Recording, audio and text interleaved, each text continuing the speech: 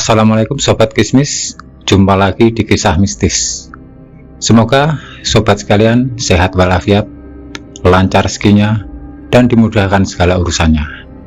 Oke sobat sekalian, terima kasih apabila berkenan untuk subscribe, like, komen, dan share.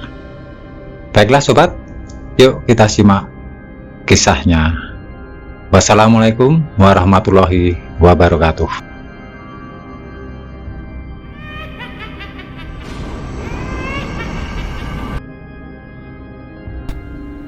Aku melangkah mundur hingga menabrak dinding anyaman bambu.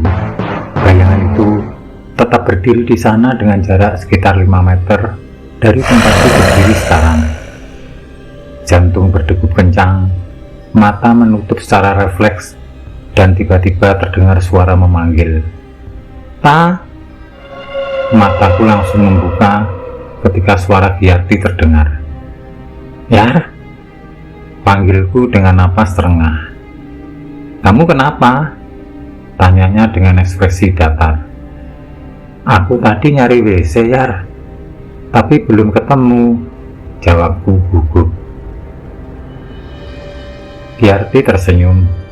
Ia mengambil lampu petromak yang ada di dekat pawon dan mengajakku keluar dari rumah lewat pintu belakang. Ternyata di belakang rumah Giarti ada sebuah bilik yang ditutupi anyaman daun rimbia. Di dalamnya ada sebuah sumur dan gentong berukuran besar.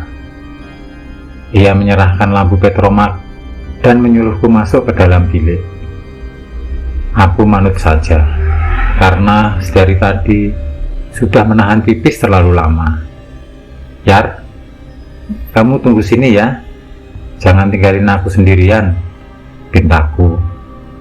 Giarti mengangguk sebelum aku benar-benar masuk ke dalam bilik. Lampu petromak ku gantung di sebuah kayu yang dipakai sebagai penopang daun rumbia. Tanganku mulai meraba-raba gayung di sebuah gentong yang berukuran besar. Usai buang air kecil, aku mencuci tangan dan kaki. Dingin. Air sumur di desa ini benar-benar segar bagaikan es. Nggak kebayang kalau mandi pagi rasanya kayak apa. Tulang-tulangku sampai ngilu ketika dibasuh beberapa kali. Namun ini sedikit membantu agar tidurku bisa lebih nyenyak nanti. Ketika tengah asik membersihkan diri, tiba-tiba aku mendengar suara orang mengobrol dari luar bilik. Jika didengarkan dengan seksama, sekitar 3 suara dari orang berbeda saling saut-sautan. Suaranya hilang dan timbul terbawa angin.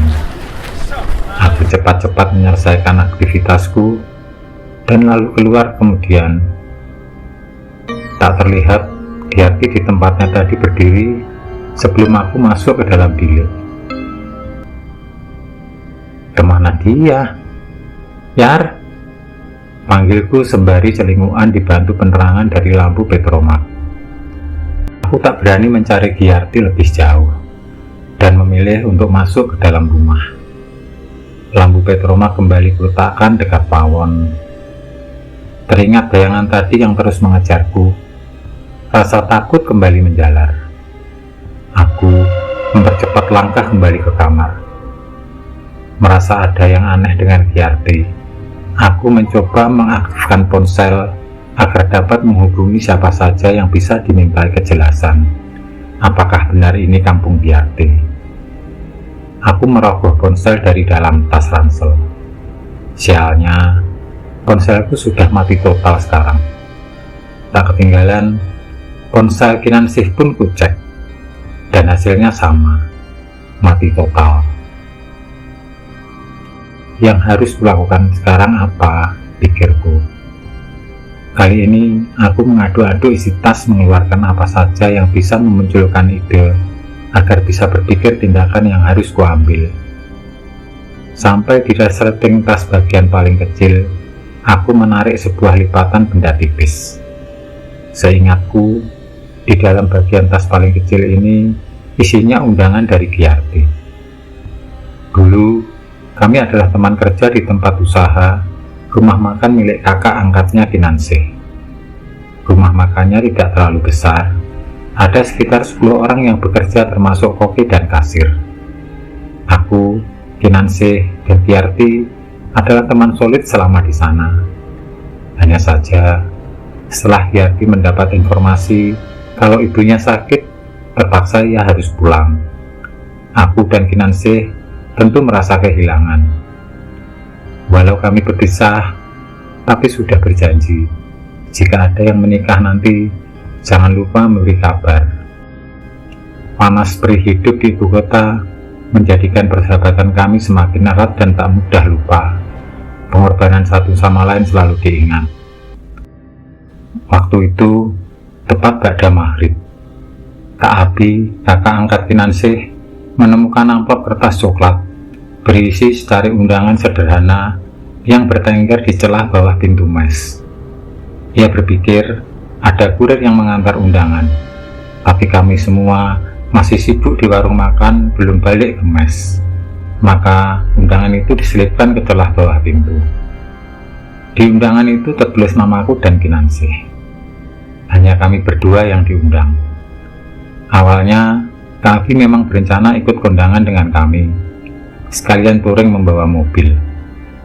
Namun, karena ada keperluan mendesak, beliau tak jadi ikut, dan hanya menitip amplop saja.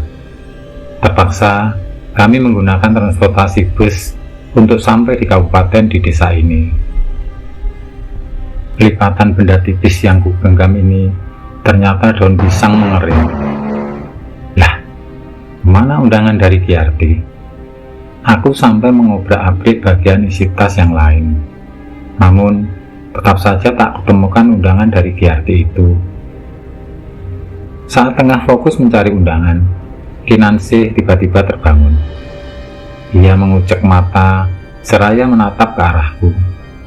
Tatapannya tajam, mengisyaratkan pertanyaan. "Belum tidur kah?" tanya Kinanse tiba-tiba. "Belum," sautku seraya membereskan lagi tumpukan baju yang berserakan. Aku tak mau Kinanse berpikir macam-macam dan membuat kami semakin panik. Akhirnya, aku memilih untuk berhenti mencari undangan itu. Lipatan daun pisang tadi langsung kulempar di pojok dinding. "Tidurlah ta," perintah Kinanse. Ada perasaan lega mendengar Kinanse sudah mulai berisik lagi. Karena semenjak bertemu rombongan mengenakan kemben tadi, ia seperti orang kesambet. Memang serba salah. Dia diam, aku takut. Dia berisik pun, aku juga takut. Aku terbangun dengan napas terengah dan keringat bercucuran setelah mimpi buruk datang. Dalam mimpiku, banyak sekali orang membawa lampu petromak jalan berbondong-bondong menuju makam. Tak hanya itu, bahkan dalam mimpiku ada Mbah Singgih yang berusaha lari mengejarku. Wajah beliau terlihat mengerikan. Di dalam mimpi dia berlari tanpa menapak tanah, bisa dibilang setengah melayang. Sampai-sampai aku merasa bahwa mimpi itu memang nyata. Ada-ada saja. Berkali-kali berusaha mengedipkan mata agar sadar bahwa tadi hanya mimpi. Tapi tetap saja aku merasa ngos-ngosan. Lebih terkejutnya ketika Kinanse sudah tak ada lagi sebelahku sekarang. Kemana dia? Dalam keadaan setengah sadar, aku turun dari ranjang. Mataku menangkap lipatan kertas di pojok dinding. Jika diingat-ingat, aku memang melempar sesuatu di pojok sini semalam. Namun, ketika diambil, ternyata inilah undangan yang dicari-cari. Kenapa bisa di sini? Semua pertanyaan berlalu lalang hingga membuat kepalaku pusing. Tanpa berpikir panjang, aku keluar dari kamar dan mencari keberadaan Kinanse. Di ruang depan tidak ada siapapun, tapi nyala lampu petromak masih terang di atas meja. Menengok ke pintu kamar Giarti juga masih tertutup rapat. Kali ini aku berjalan ke arah dapur. Hasilnya sama. Aku tidak menemukan tanda-tanda keberadaan seseorang. Biur, biur. Terdengar ada suara orang mandi dari arah belakang rumah. Aku meraih lampu petromak di sebelah pawon. Kemudian aku membuka pintu. Hembusan angin pagi seketika meniup hingga menusuk tulang. Di luar sana ternyata masih petang. Suara gareng ramai berbunyi, menandakan pergantian waktu sedang terjadi. Samar-samar terlihat lampu petromak yang digantung di dalam bilik sumur. Mungkin saja itu Kinansyah atau Giarti. Aku berjalan mendekati bilik. Guyuran demi guyuran masih terdengar bergantian. Kini aku sudah berdiri di depan pintu bilik sumur dengan jarak sekitar 3 meter.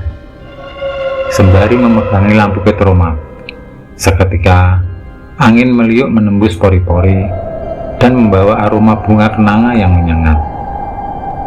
Suara daun yang bergerak pun terdengar ramai di telinga. Tampaknya belakang rumah Giarti ini memang hanya ada barisan pepohonan tinggi. Pagi hari saja masih begitu mencekam, pikirku. Ketika tengah diam berdiri menunggu giliran, tak sengaja mataku menangkap barisan lampu petromak berjalan di bagian samping rumah Giarti. Mungkin itu orang-orang yang akan melaksanakan sholat subuh berjamaah. Jaraknya lumayan jauh dari tempatku berdiri. Hingga dari sini hanya terlihat seperti barisan lampu berjalan. Aku tak menghiraukannya, dan tatapanku kini kembali fokus pada bilik sumur. Suara guyuran air sudah berhenti. Aku masih menunggu orang di dalam bilik keluar. Hembusan angin sedari tadi membuat kandung kemihku terasa penuh. Giarti atau Kinansyah di dalam? Teriakku. Hening, tidak ada jawaban. Lagi-lagi hanya suara daun yang bersibak angin seolah menjawab pertanyaanku. Permisi, bisa gantian dulu nggak? Aku terpaksa meminta giliran. Kali ini lolongan anjing yang menggema di telinga terdengar dari kejauhan. Aku berusaha mengetuk pintu bilik yang terbuat dari anyaman bambu, tapi tetap saja tak ada jawaban. Mata celinguan berusaha mengintip adakah orang di dalam sana. Namun tiba-tiba, aku kaget. Terasa tangan seseorang menepuk pundakku. Ketika menoleh, ternyata Kinansyah yang datang. Loh, kamu di sini? Di dalam sini Giarti? Tanyaku gagap, seraya menuju pintu bilik. Kinansyah pun menggeleng. Giarti udah pamit tadi pagi-pagi banget. Katanya mau jemput ibunya. Aku kaget. Terus, yang di dalam ini siapa? Bibirku gemetar. Kinansyah menggeleng pelan-pelan. Kakiku terasa dingin menggigil. Ingin rasanya berlari dari tempat ini sekarang juga.